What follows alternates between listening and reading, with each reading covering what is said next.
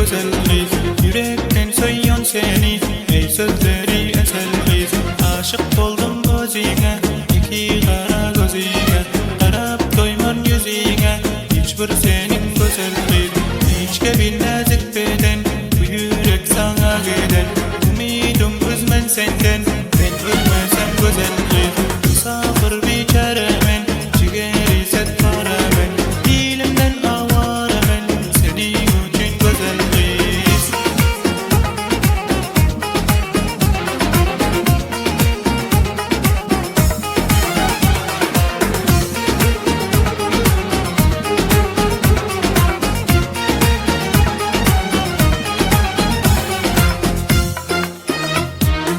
Evlerin misli şeker, yürek sen deyip öper.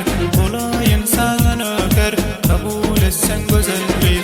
Ey nazenin perizat, eyle hasta gönlüm şat.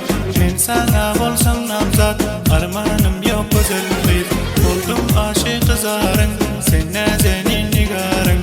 Olayın haridarın, kabul etsen güzelliği. Güler yüzüm misli ay, dünyada özüm bir ay. Yüreğimden aldın cay, senin özün güzelliği.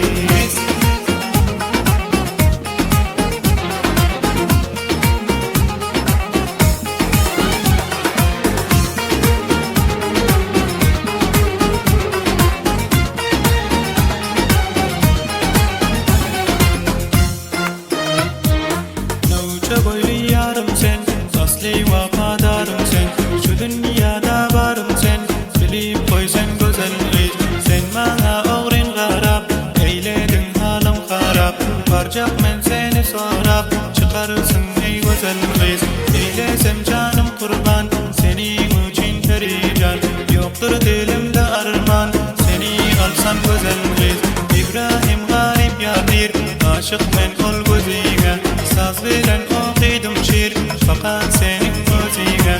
İbrahim garip yadir, aşık men ol gözüne. Saz bilen okudum şiir, fakat senin gözüne. Saz bilen okudum şiir, canım senin gözüne. Saz bilen okudum şiir, yeke senin gözüne.